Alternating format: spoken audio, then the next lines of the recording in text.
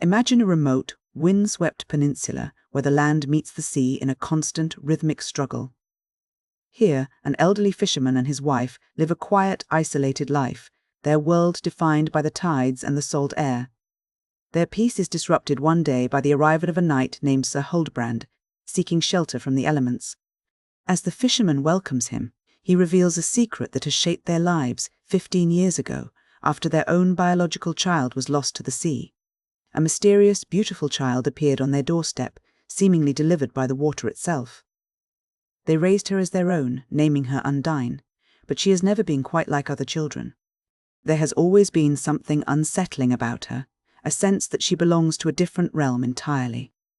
The rhythm of their lives is shattered when a sudden, violent storm floods the peninsula, cutting the cottage off from the rest of the world.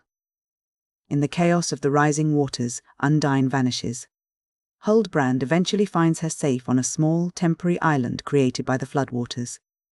During their time trapped in this watery isolation, Huldbrand shares stories of his past adventures, including an encounter with a noble lady named Bertalda.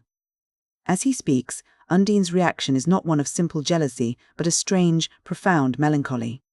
She seems to grasp at him with a possessiveness that feels ancient. As the waters continue to rise, the group realizes they are physically trapped, waiting for the world to return to them.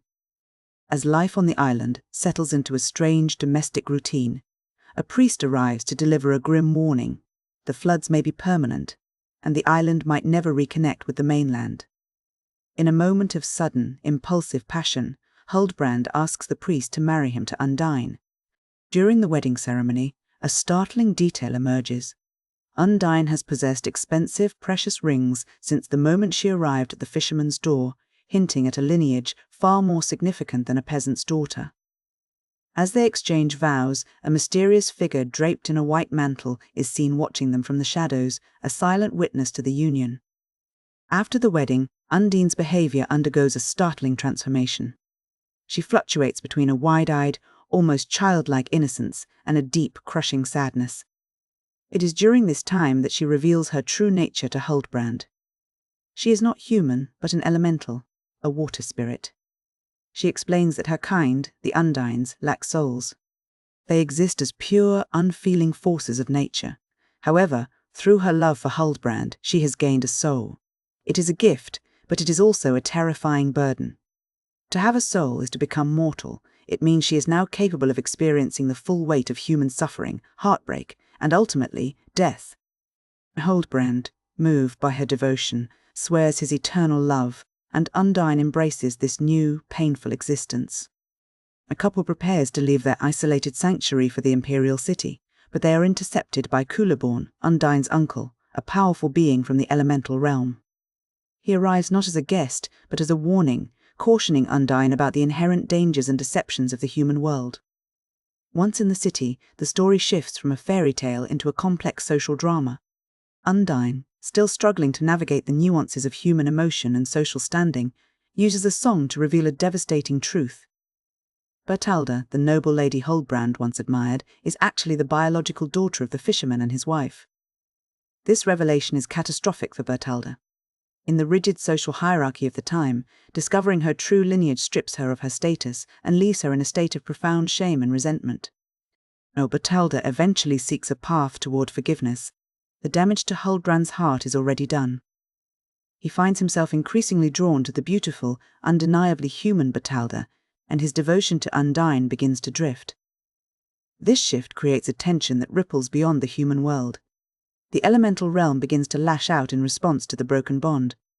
Huldbrand appears as a vengeful spirit, stirring up chaos and terror. In one dramatic moment, he attempts to drown both Huldbrand and Bertalda in a massive, supernatural wave, but Undine uses her own elemental powers to intervene, saving them.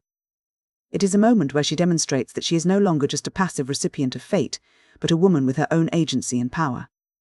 Seeking a sense of peace, the trio travels down the Danube, but the supernatural tension is reaching a breaking point. Huldbrand, now deeply resentful of Undine's monstrous nature and the chaos her presence seems to bring, lashes out at her. When a river spirit steals a necklace belonging to Bertalda, Huldbrand reacts with violence toward Undine, rejecting her help and throwing her gift into the river. Devastated by this rejection, by the realization that the man she gained a soul to love cannot truly accept what she is, Undine vanishes into the water. Huldbrand and Bertalda move toward a life together, but the spiritual consequences of their actions remain. The priest, Father Heilmann, warns that Undine is still alive and that Huldbrand's soul is in grave peril because of his broken vows. The tragedy reaches its climax when Bertalda, in a pursuit of beauty and perhaps a desire to reclaim something lost, orders the castle's sacred fountain to be uncovered. This act breaks the boundary between worlds. Undine rises from the waters as a pale, ghostly spectre.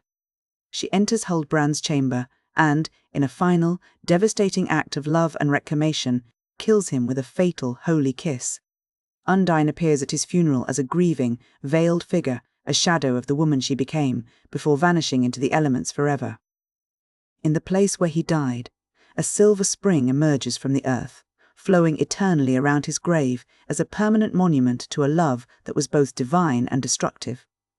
When we look at the story of Undine, we are looking at one of the most significant works of German Romanticism. It's a story that explores the heavy cost of being human.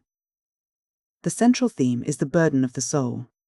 In the logic of the novella, gaining a soul isn't just a spiritual upgrade, it is a descent into mortality. For Undine, love is the bridge to humanity. But that bridge is paved with the capacity for grief and the inevitability of death. It suggests that to truly feel, to truly love, is to accept the possibility of being destroyed by that very feeling. This leads us into the tension between nature and civilization. We see two different sets of laws at work, the chaotic, unchangeable, and often violent laws of the elemental realm, and the rigid, often hypocritical, and highly structured laws of human society. Undine is caught in the middle. Her presence disrupts the social order by revealing the truth of Bertalda's birth, and her very nature disrupts the domestic order of Huldbrand's life. The story suggests that these two worlds can never truly merge without a violent collision. We also see this reflected in the duality of water. Throughout the book, water is never just one thing. It is the source of Undine's arrival, representing rebirth and the mystery of life. But it is also the force of the flood, the river spirit, and the final drowning. Water is both the medium of life and the instrument of death, mirroring the way Undine's love is both her salvation and her undoing. Ultimately, the story is a study of the sublime, that romantic idea of something that is simultaneously beautiful and terrifying. Undine herself is the embodiment of the sublime. She is a figure of immense, elemental power, yet she is also a creature of profound, fragile vulnerability. Her journey from a capricious nature, spirit to a woman capable of mortal suffering is a tragic one. But it's also a powerful exploration of what it means to exist in a world where love and death are so closely entwined. The silver spring at the end serves as a lasting image of this duality, a beautiful, eternal movement of water that marks a place of both profound loss and enduring, elemental devotion.